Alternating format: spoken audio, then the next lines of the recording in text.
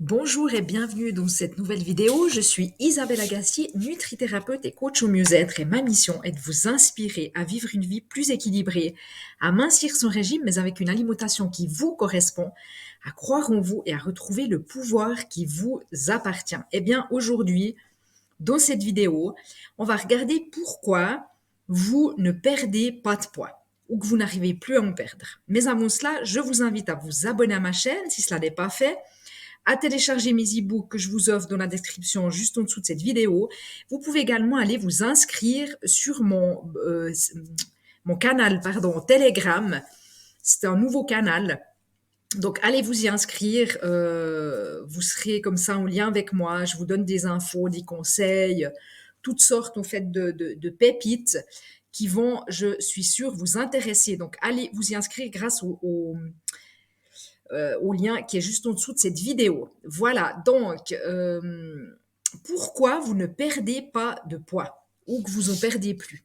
Alors, peut-être que vous avez changé votre alimentation, vous avez changé votre mode de vie, votre hygiène de vie. Bref, vous faites tout bien et vous mangez sainement, tout ce qui est recommandé. Et malgré cela, après la mise en route de votre nouveau mode de vie, eh bien, vous ne perdez toujours pas de poids, disons qu'après 30 jours, un mois. Alors, il est extrêmement fréquent que la balance se stabilise après quelques jours, en fait, ou quelques semaines. Et ça ne veut pas dire que vous avez arrêté de perdre de la graisse. Et je vous rappelle une chose qui est très, très importante. Votre corps, il a besoin de temps pour s'adapter différemment. Et il y a peut-être très longtemps que vous faites n'importe quoi, que vous ne mangez pas ce dont vous ne donnez pas à votre corps ce dont il a besoin. Donc laissez-vous du temps, laissez du temps à votre corps de changer, de se nettoyer et de reprendre confiance en vous pour lâcher ce qu'il doit lâcher. Et ça se fait pas en 2 semaines, ça se fait des fois pas non plus en un mois.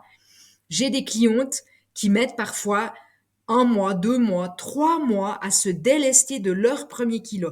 Et pour d'autres, eh bien, ça va beaucoup plus vite. Certaines personnes perdent très vite au début, après il y a une stagnation.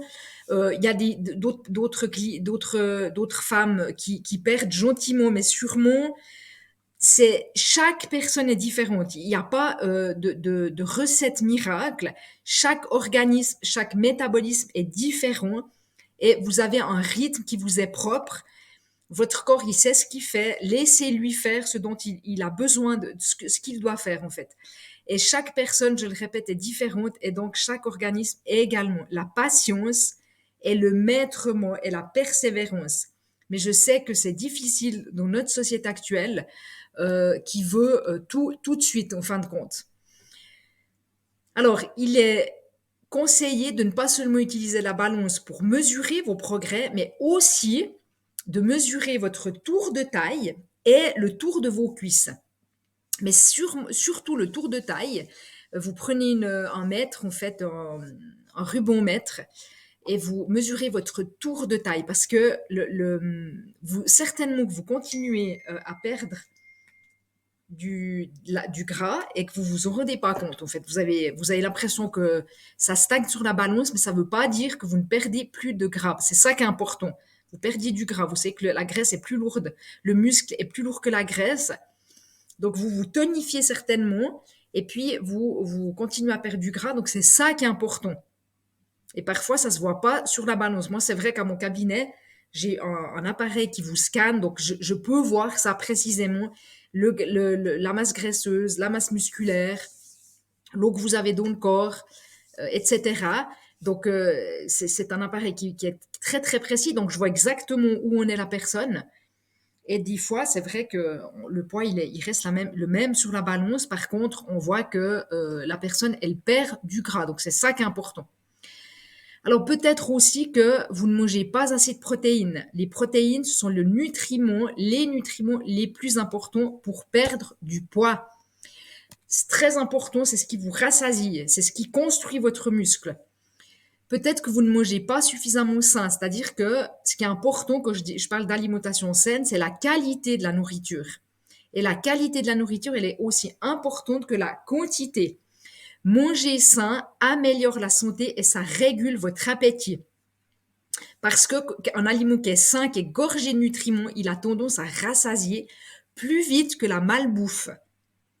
Et à calories égales, évidemment, hein. Donc, peut-être que vous buvez encore des boissons sucrées, des sodas, des jus de fruits, que vous buvez de l'alcool, hein. Sachez que l'alcool est très, très calorique. Essayez de plus bouger. Ça peut être aussi le fait que vous ne bougez peut-être pas suffisamment. Est-ce que vous n'avez pas réduit suffisamment les glucides, la partie, les macronutriments, cette partie glucides?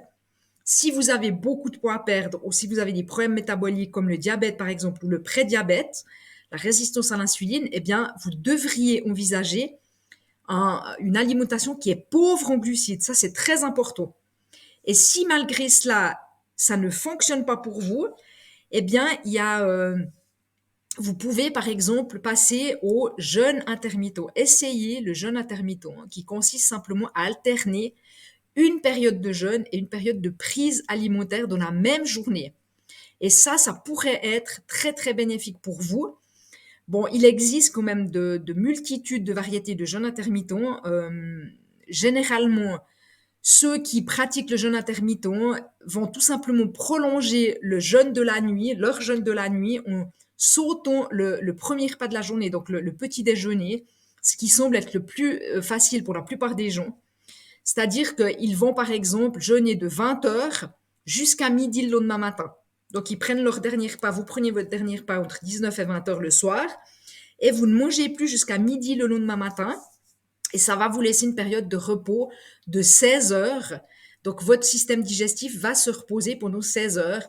C'est quelque chose déjà qui est excellent, qui va vous faire beaucoup de bien. Et puis que là, votre corps va pouvoir aller utiliser les graisses en fait que vous avez en réserve comme source d'énergie.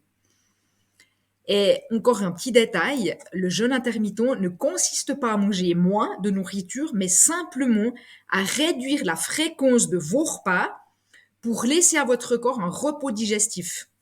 Et du coup, votre corps va pouvoir investir plus d'énergie dans le nettoyage et la reconstruction de votre organisme.